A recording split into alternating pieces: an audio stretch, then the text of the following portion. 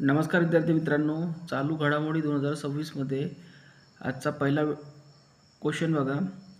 होर्मुझ सामुद्रधुनीमध्ये अडकलेल्या व्यापारी जहाजांना सुरक्षित बाहेर काढण्यासाठी कोणत्या देशाने प्रोजेक्ट फ्रीडम ही मोहीम सुरू केली आहे? ऑप्शन नंबर 1 बघा भारत, दुसरा ऑप्शन आहे श्रीलंका, तिसरा ऑप्शन आहे रशिया आणि चौथा ऑप्शन आहे अमेरिका. तर होर्मुझ सामुद्रधुनीमध्ये अडकलेल्या व्यापारी जहाजांना सुरक्षित बाहेर काढण्यासाठी जो प्रकल्प सुरू केलेला आहे त्या प्रकल्पाचं नावसुद्धा लक्षात ठेवा. फ्रीडम प्रकल्प किंवा प्रोजेक्ट फ्रीडम ही जी मोहीम आहे ही राबवलेली आहे अमेरिकेनं. तर याचं उत्तर जे आहे ते ऑप्शन क्रमांक 4 अमेरिका हे करेक्ट आहे. पुढचा प्रश्न पहा. प्रश्न क्रमांक 2 आणि खूप महत्त्वाचा प्रश्न आहे आणि व्हेरी इम्पॉर्टंट प्रश्न आहे. हा प्रश्न कोणत्याही परीक्षेमध्ये येऊ शकते. आंध्र प्रदेश उच्च न्यायालयाच्या पहिल्या महिला मुख्य न्यायाधीश, काय म्हटलेलं आहे, पहिला महिला मुख्य न्यायाधीश कोण आहे? तर पहिलं ऑप्शन बघा न्यायमूर्ती लिसा गिल, दुसरं ऑप्शन आहे फातिमा बीबी, ऑप्शन नंबर 3 आहे लीला सेठ आणि ऑप्शन क्रमांक 4 आहे सुजाता मनोहर. तर यापैकी जेवढे बी चारही ऑप्शन आहे ते सर्व महत्त्वाचे आहे का, म्हणूनच आपण चारही ऑप्शन सेट केलेले आहे. ठीक आहे, जे पण ऑप्शन असते ते आपण स्वतः सेट करत असतो, कारण की एका प्रश्नामधून जवळपास 4 ते 5 प्रश्न तुमचे क्लिअर झाले पाहिजे म्हणून. तर पहा, याचं जे उत्तर आहे ते आंध्र प्रदेशची जी महिला न्यायाधीश आहे ते आहे न्यायमूर्ती लिसा गिल हे आहे. ठीक आहे, आता बघा जे दुसरं ऑप्शन दिसतं आहे तुम्हाला फातिमा बीबी, या पहिल्या महिला सर्वोच्च न्यायालयाच्या मुख्य न्यायाधीश आहे.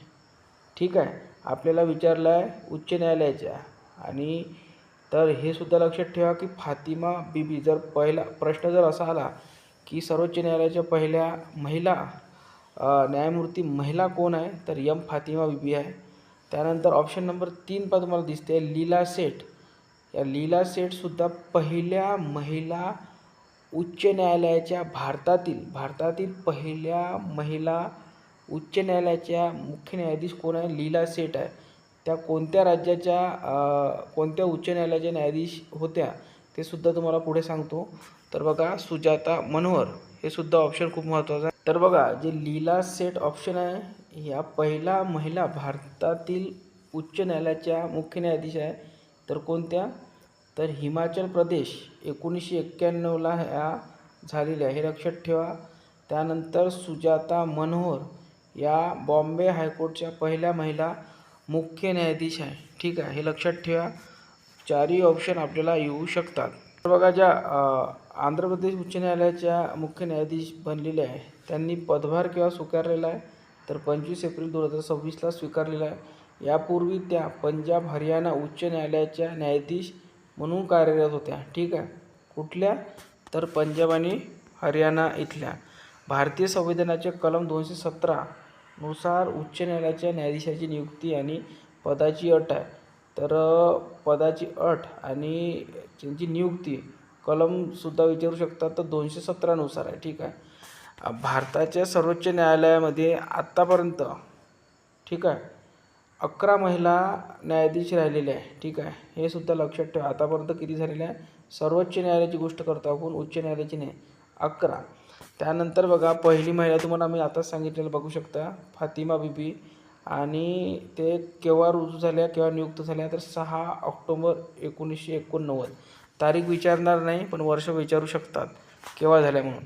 त्यानंतर पहिल्या महिला उच्च न्यायालयाच्या न्यायाधीश तुम्हाला सांगितलेले आहे लीला सेठ आहे, हिमाचल प्रदेश. त्यानंतर महिला पहिल्या न्यायाधीश ज्या आहे केरळच्या केव्हा झाल्या, तर अन्ना चांडी या झालेल्या आहे. आणि महाराष्ट्राच्या 1994 झालेला आहे सुजाता मनोहर या. ठीक आहे, तर खूप महत्त्वाचे पॉईंट आहे, प्रश्न यावर हेच विचारत असतात.